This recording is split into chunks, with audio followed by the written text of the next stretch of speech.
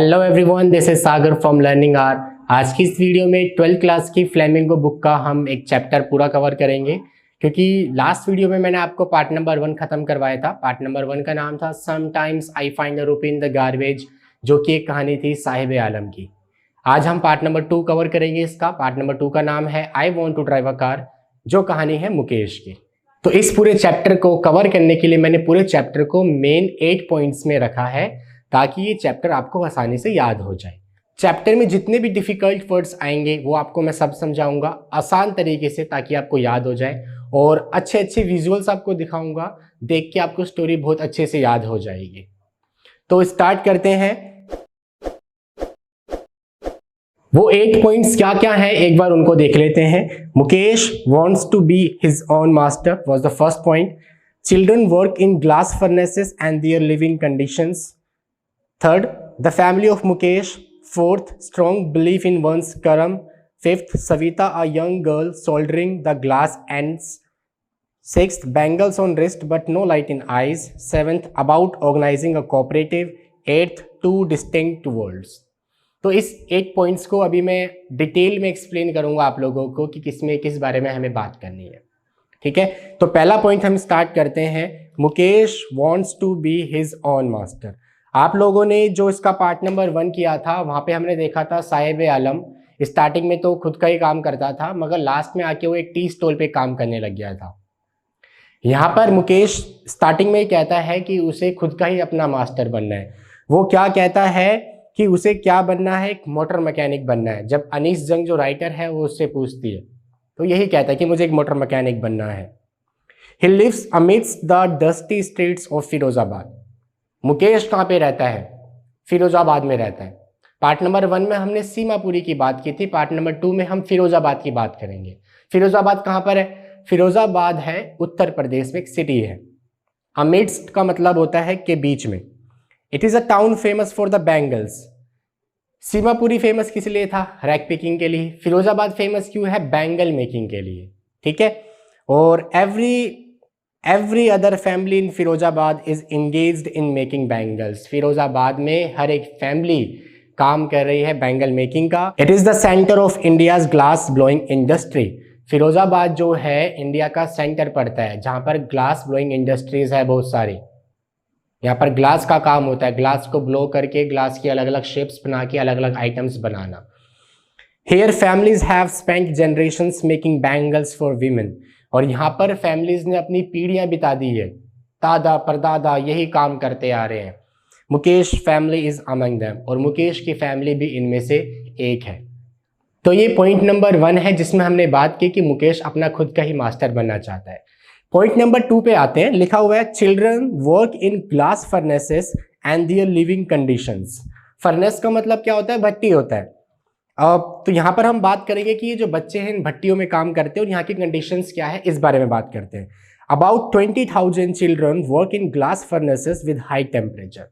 कम से कम 20,000 ऐसे बच्चे हैं जो इन फर्नेसेस में काम करते हैं। फर्नेसेस के आसपास भी रहना तो वहाँ पे टेम्परेचर बहुत ज़्यादा होता है, इसलिए कहा जा रहा है high temperature. Without air and light, proper air नहीं है वहाँ पर, प्रॉपर लाइट नहीं है। उस टाइम की बात की जा रही है कि प्रॉपर लाइट नहीं थी, प्रॉपर एयर नहीं थी, टेम्परेचर वहां पर बहुत ज्यादा था।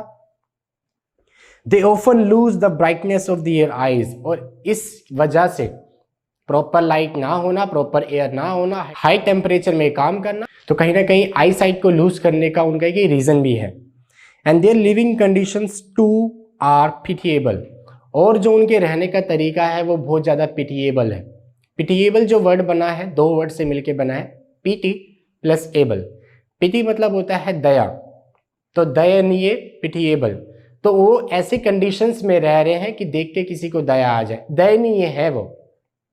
ठीक है, तो भट्टी में काम करना, इतने गर्म टेम्परेचर में काम करना, एयर ना होना, प्रॉपर लाइटिंग ना होना, ये आसान बात नहीं है, बहुत प्रॉब्लम में है वो, डिफिकल्टीज में काम कर रहे हैं। पॉइंट नंबर 2 हमने बात कर ली है कि फर्नेसेस में काम कर रहे हैं बच्चे, और क्या कंडीशंस हैं उनकी, उसकी हमने बात की। थर्ड पॉइंट पे आते हैं। थर्ड पॉइंट में लिखा हुआ है the family of Mukesh. Mukesh की फैमिली के बारे में यहाँ पर हम बात करते हैं। Mukesh house is like a half built shack. मैं आपको ये बता दूं, जो राइटर है वो मुकेश के साथ मुकेश के इलाके में जाती है, मुकेश के घर जाती है। तो इलाके में जाने से पहले वो जो गलियों में एंटर करते हैं, वो गलियां बहुत ज़्यादा स्टिंकी होती है, बहुत ज़्यादा बदबूदार वो गलियां होती है, बहुत ज़्यादा बदबू वहाँ से आती है। और वो बिल्कुल क्राउडेड एरिया है, लोग भरे पड़े हैं वहाँ पर, बहुत ज़्यादा एनिमल्स है, कीड़े मकोड़े हैं वहाँ पर, बहुत ज़्यादा बेकार कंडीशन है वहाँ की। वहाँ पे दीवारें टूटी हुई, किसी के घर में खिड़की नहीं, प्रॉपर एयर नहीं, टूटे फूटे घर थे। ये हालत थी वहाँ के इलाके की। मुकेश के घर की बात करते हैं, वो मुकेश के घर पे आते हैं फाइनली। तो मुकेश का जो घर है एक हाफ बिल्ट शैक की तरह है। शैक का मतलब क्या होता है? A small building usually made of wood और metal that has not been built well. एक छोटी सी बिल्डिंग जो कि वुड की बनी हो सकती है, मेटल की बनी हो सकती है, जो कि प्रॉपर तरीके से नहीं बनी हुई। तो जो मुकेश का घर है वो प्रॉपर तरीके से बना नहीं हुआ, तो बोला गया उसको half built shack. It's one part is thatched with dried grass. Thatched का मतलब क्या होता है? जो छत होती है ना, वहां पे टीन ना होकर, नॉर्मल छत ना होकर घास फूस रखी जाती है या फिर सूखी घास रखी जाती है।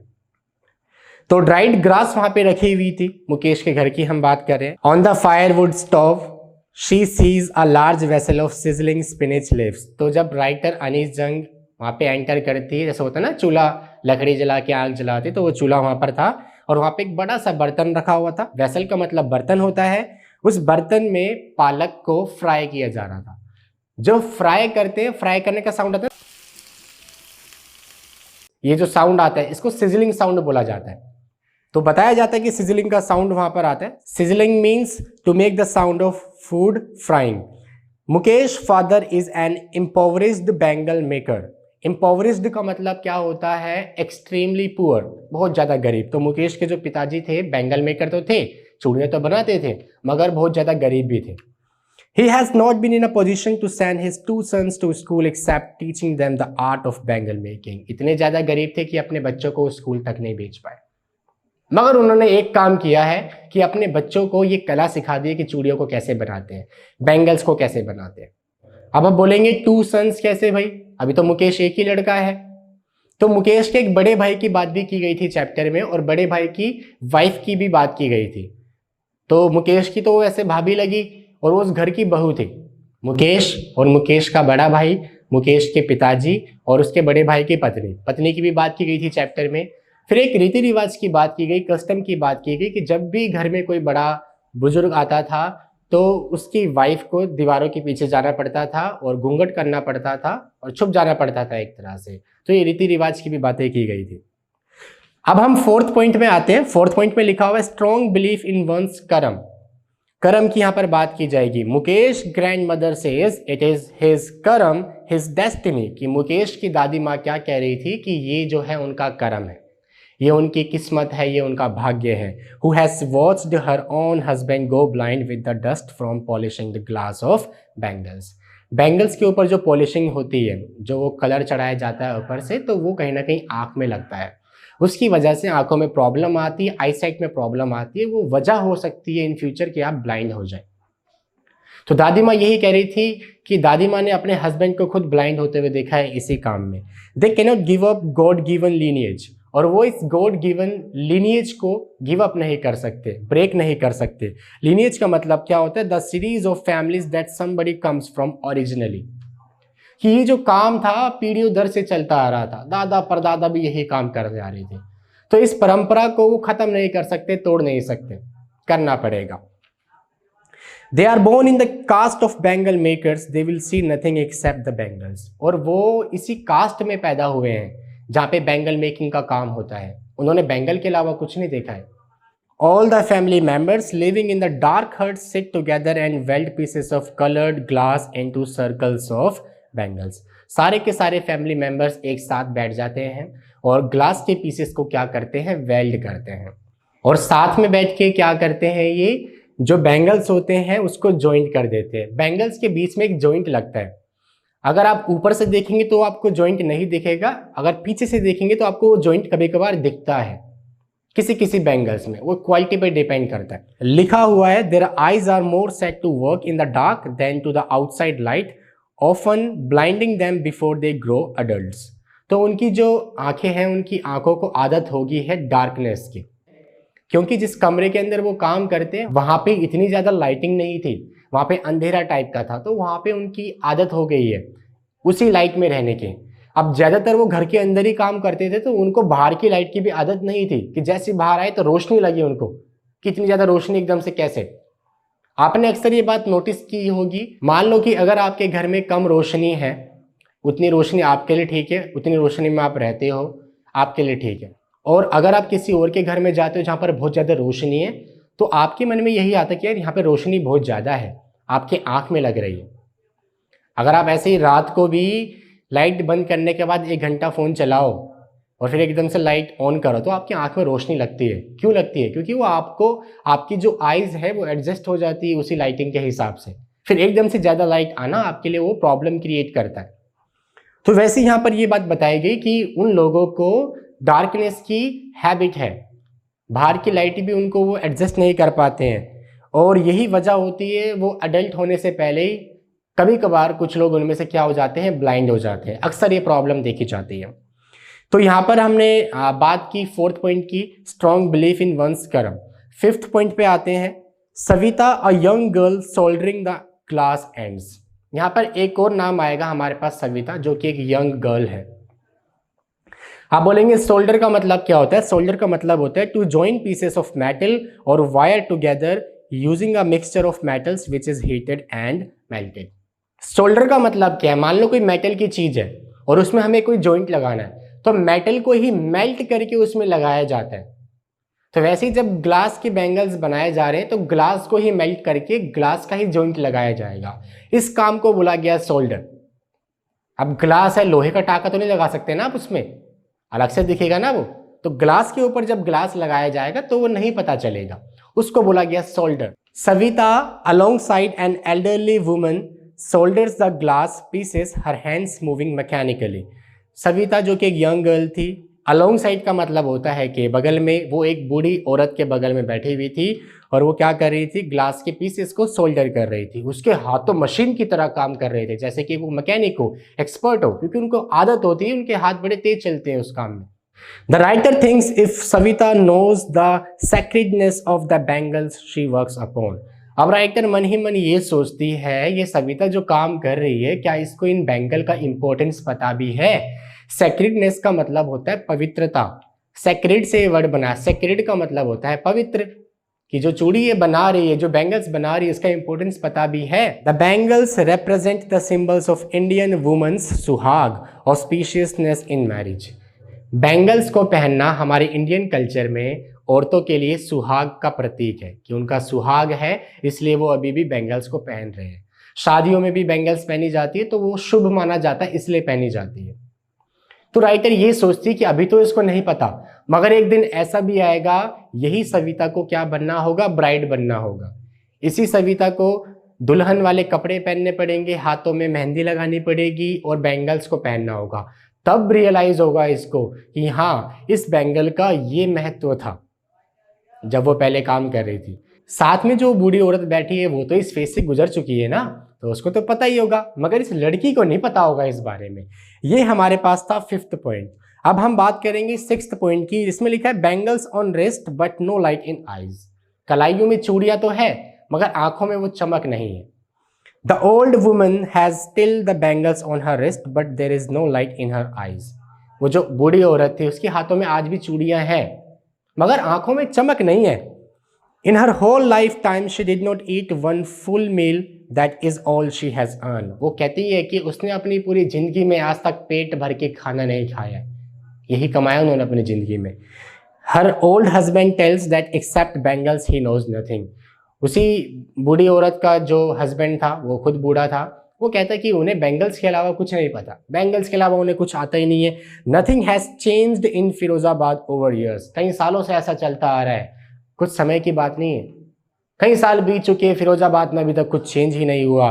There is still the mind numbing hard work which kills all initiative and ability to dream. और आज भी फिरोजाबाद में ये मेहनत जारी है। माइंड नंबिंग का मतलब क्या हो गया, दिमाग को सुन्न कर देने वाला। इतने बिजी हो जाते हैं लाइफ में, इतनी मेहनत करनी पड़ती कि और कुछ सूझता ही नहीं है, और कुछ करने का मौका ही नहीं मिलता। इस वजह से जो कोई पहल करता भी है तो उस पहल को ख़त्म करना पड़ता है, उस पहल को दबाना पड़ता है, आगे नहीं कुछ कर सकते, अपने सपनों को दबाना पड़ता है, क्योंकि लाइफ इतनी ज़्यादा मजबूरी में इनको जीनी पड़ती है। तो पॉइंट नंबर 7 की बात करते हैं, अबाउट ऑर्गेनाइजिंग अ कोऑपरेटिव।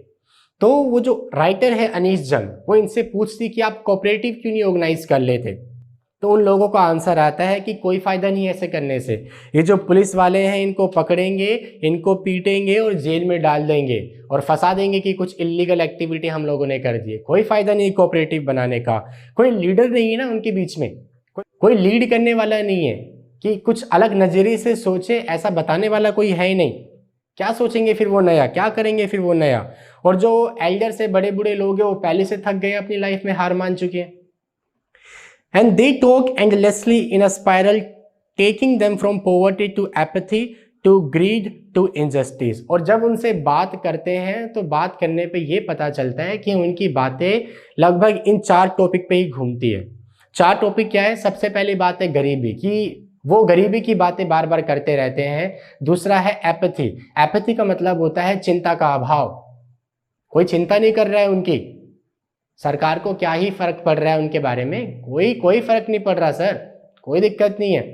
तो खुद ही कह रहे हैं कि कोई हमारी चिंता नहीं करना, हम कैसे लाइफ जी रहे हैं, किसी को कुछ भी नहीं फर्क पड़ रहा। और तीसरा पॉइंट है ग्रीड, तो ये जो मिडिल मैन आते हैं इनसे सस्ते में खरीद लेते हैं, ये भी इनका शोषण करते हैं, तो ये जो मिडिल मैन का लालच है इनसे भी ये परेशान है।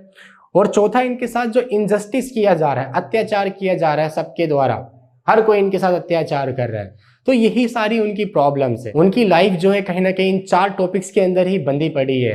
पॉवर्टी है, एपैथी है, ग्रीड है, इनजस्टिस है। ये आपके पास हो गया 7th पॉइंट।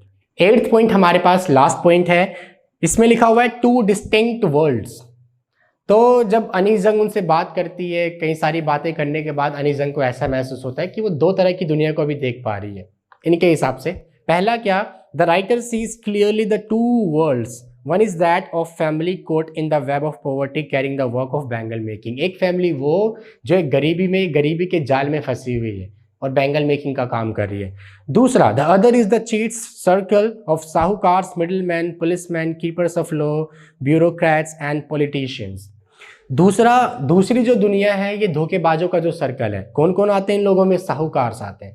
साहूकार कौन लोग होते हैं? जो पैसा उधार देते हैं, मनी लेंडर्स आप बोल सकते हैं। मिडिल मैन हो गए, पुलिसमैन हो गए, कीपर्स ऑफ लॉ हो गए, ब्यूरोक्रेट्स हो गए एंड पॉलिटिशियंस हो गए। ब्यूरोक्रेट्स का मतलब क्या हो गया? गवर्नमेंट ऑफिशियल्स आप समझ सकते हैं। तो ये सारे के सारे चीटर्स हैं जो इनके साथ इनजस्टिस करते हैं। तो एक ये दुनिया और एक को गरीबी वाली दुनिया, ये 2 प्रकार की दुनिया दिख रही है अनीस जंग को। All these together have enforced the child with this baggage which he cannot put down। तो ये सारे के सारे मिलके क्या कर रहे हैं? उनको बाध्य कर रहे हैं, एक तरह से उनके ऊपर बोझ डाल दिया है। और ये ऐसा बोझ है जो कभी अपनी जिंदगी से हटाया नहीं जा सकता उन बच्चों के द्वारा, वहाँ के बच्चों के द्वारा। ये बोझ कभी भी खत्म नहीं किया जा सकता। By the time he becomes aware of it, he also accepts it as naturally as his father। और जैसे जैसे वो बड़े हो जाते हैं, थोड़े से एडल्ट होते हैं और टाइम बीत जाता है, बहुत देर हो जाती है। और जब वो बड़े होते हैं तो जब तक तो बहुत देर हो जाती है, वो चीज़ों को एक्सेप्ट कर लेते हैं, बिल्कुल नेचुरल हो जाते हैं उनके साथ, जैसे कि उनके माता पिता नेचुरल हो रखे होते हैं। The writer sees a ray of hope in the eyes of Mukesh to become a motor mechanic. मगर यहाँ पर एक अच्छी बात ये भी है कि इतना सब कुछ होने के बाद मुकेश की आंखों में एक अभी भी उम्मीद की किरण नजर आती है कि मुकेश जो बंदा है कम से कम वो सोच तो रहा है कि उसे मोटर मैकेनिक बनना है। मोटर मैकेनिक आपके लिए छोटी पोस्ट हो सकती है, मगर उनके हिसाब से उसके लिए एक बहुत बड़ी बात थी। ऐसा तो कोई सोच नहीं रहा था वहां पर कि मुझे मोटर मैकेनिक बनना है, तो ये बड़ी बात है, आम बात नहीं है उनके लिए ये। The garage is far away from his house but he shall walk. और जो गराज है घर से बहुत दूर है, मतलब जहाँ पे वो मोटर मैकेनिक का काम वगैरह सीखेगा वो जगह बहुत दूर है, मगर मुकेश वहां पे भी जाने के लिए तैयार है, जाएगा, काम को सीखेगा। The narrator asks him if he dreams of flying a plane. तो जो नरेटर है ये पूछ लेती है क्या तुम प्लेन भी उड़ाना चाहते हो? क्या आंसर आता है? ही साइलेंटली सेज नो, मना कर देता है, नहीं नहीं। He is satisfied with the dreams of cars that move down the streets of Firozabad. वो सेटिस्फाइड है, कार के साथ ही सेटिस्फाइड है, उन्होंने फिरोजाबाद में कार्स को आते जाते हुए देखा है, उसी के साथ सेटिस्फाइड है। हाँ, हालांकि वहाँ पे एयरप्लेन्स भी फिरोजाबाद से होते हुए जाते हैं, मगर वो उसके बारे में सोच ही नहीं रहा। उसे क्या बनना है, मोटर मैकेनिक बनना है, और वो कार को ड्राइव करना चाहता है, ये उसका सपना है, ये उसका एक गोल है।